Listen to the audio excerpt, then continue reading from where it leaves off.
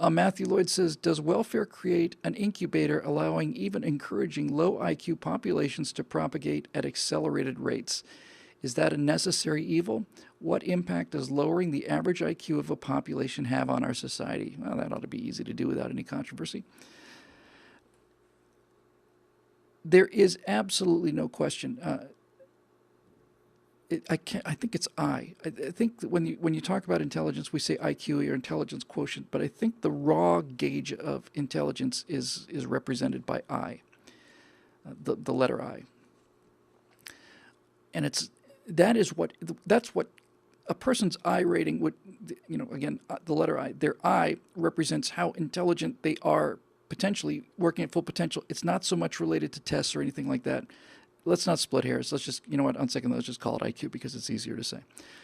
There's no question, none, that IQ correlates very, very closely to crime and poverty. I mean, that's just not up for discussion. And not only is it experimentally proven, and not only is it not experimentally proven, not only is it factually proven, it makes perfect sense, right? IQ and crime, low IQ and crime are linked. And what's interesting about this is that there are so many things in the world that we believe that never really existed. We just believe them because we saw them in movies. A great example of this would be that some lawmakers are trying to get rid of silencers on guns. They're trying to ban silencers. They're already banned, and the NRA is trying to bring them back in for hearing protection. And this one woman, whose name escapes me, a congresswoman, is basically saying we cannot allow these silencers into the population because then it would be just too easy to kill somebody. And I realize what they're thinking is, what this woman is thinking is that if you put a silencer on a gun, you pull the trigger, it goes thwip, thwip, thwip, and if you put a pillow over the front of it, it muffles it even more. But that's not what happens. That is Hollywood. That does not exist at all. If you want to split hairs, I think there's an MP5 that fires a subsonic round, and the only thing you hear is the sound of the bolt firing. But in any event, there is no such thing as a silencer. There are sound suppressors, and when you fire a suppressed weapon, it goes from 150 decibels, which is rupture of your eardrums, down to about 120 decibels, which is the sound of a jackhammer. So why am I bringing all this up? Well, it's like this. Why am I bringing that up? The IQ, it'll come to me. Maybe it's just having to do with the fact that that you are dealing with data that's out there and that you refuse to see. In other words, this woman who wanted to put a silencer on guns could solve this problem about whether or not they really silence guns with 10 minutes on the range. You have them fire a couple of weapons without any hearing protection on, and then you fire some weapons with the suppressor on. Actually do it in reverse order. Fire some with the suppressor on, that's loud. Then fire some without the suppressor on, that's shockingly loud. And then that person will not have those delusions anymore. So when you get to IQ, you deal with crime. I remember where I was going with this finally.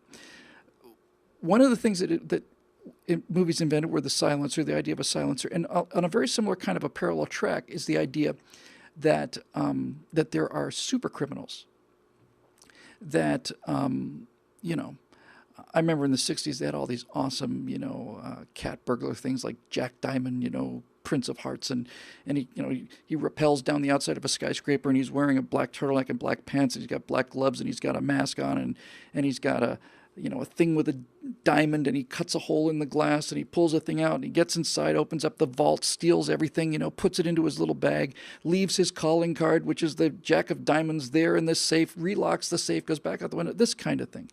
It just doesn't exist. It doesn't happen. And the reason it doesn't happen is because really intelligent people aren't criminals. They don't have to be criminals. It's too risky for an intelligent person to become a criminal. You're too risky. So why would you do that if you're bright enough to make your own money? Why would you risk spending the rest of your life in jail when you don't have to do it? You can get it legitimately. You can just go out and do it, make it, buy it. So when you look at the prison population, you find there are two things that correlate very, very highly, and they're both tied into your question. One of them is fatherless boys. Most of the violent criminals, something like 85% of the violent criminals did not have a father present. And virtually all levels of crime are connected to IQ. Now the problem here is we don't really most of us don't understand what most of us don't really understand what the difference of 20 IQ points can be. But one of the people that doing the research of this and did some interviews, he basically says that a lot of people who commit crimes simply are not thinking about the consequences. They just don't think about it. It's there's an iPad. It's sitting on the table. Can I get away with taking it? Yes. All the things that happen downstream. What happens if I get caught? What are the consequences, and so on? So they just don't factor that in. But this business about encouraging low IQ populations to propagate at accelerated rates.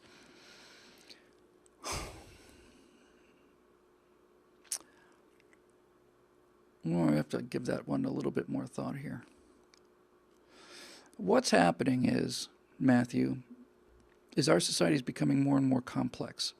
And we move into an information age out of an industrial age. And the fact of the matter is that it requires more intelligence to be somebody working in the information industry than it is to be working an industrial job. I have nothing but the highest respect for people that work in industrial jobs. Some of the mechanics that work on my car and so on, my airplane, I meant to say. I just have nothing but undying respect for them, their intelligence, and their ability to do things that I just simply cannot do.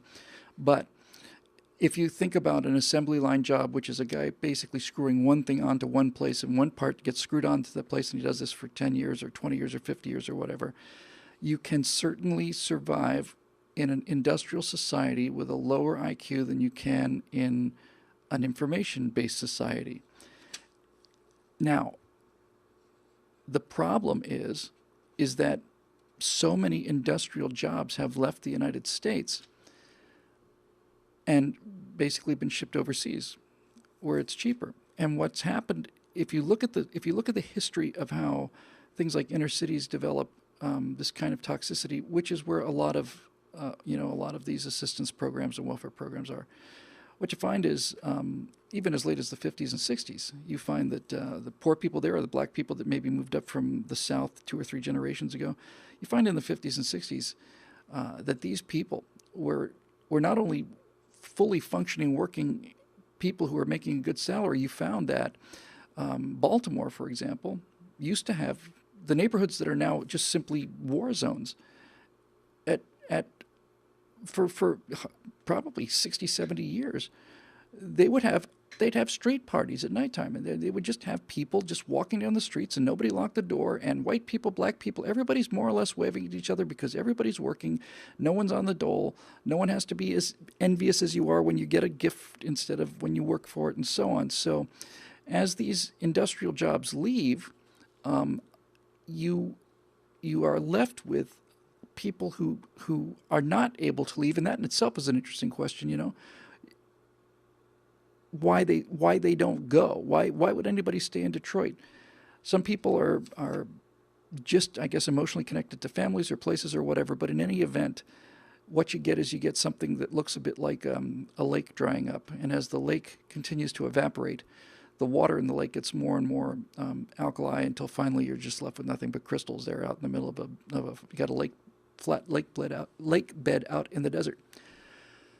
And that's what's happening with our cities. The jobs that have allowed people to work and have a full membership in American society as people who have their own money, make their own money, do their own jobs, pay for their own houses, buy their own cars. All of those things are predicated on your ability to contribute and have the self-respect that comes with being able to contribute. And the Baltimore story is very clear for me, and if you really want to get into this deeply, I really cannot recommend this highly enough. You might want to read a book called The Corner. They turned it into The Wire, which was an amazing TV show, which I never saw a single episode of. But if you if you buy the book, I cannot recommend that book highly enough. Really, I cannot recommend it highly enough. Just The Corner, it's called. It's the street corner where you buy drugs. And in The Corner, you realize that the 15, 16-year-old drug pushers who are out there selling, speedballs, heroin and cocaine and stuff, are the children of people who worked in factories and that at the time that their parents were young, and certainly their grandparents were young, these neighborhoods weren't just bombed out buildings that that have been sealed up and boarded up, and all the electrical wire been ripped out of the walls. These were beautiful little houses, and they were beautiful little houses because they were owned by private individuals, and private individuals took care of them and could afford them because there were enough industrial jobs for people on the entire IQ spectrum to be pretty much self-sufficient, and off you go. So I don't think that it's that these assistance programs are necessarily, propagating low IQ. I think that the economic reasons and the change, because this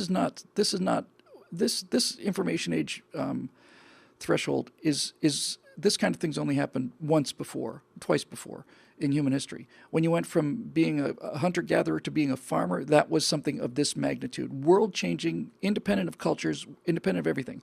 When you went from agricultural societies to industrial societies, that changed all but everybody in the world over the course of hundreds of years and so on, and we're going through another one of those, and they're traumatic.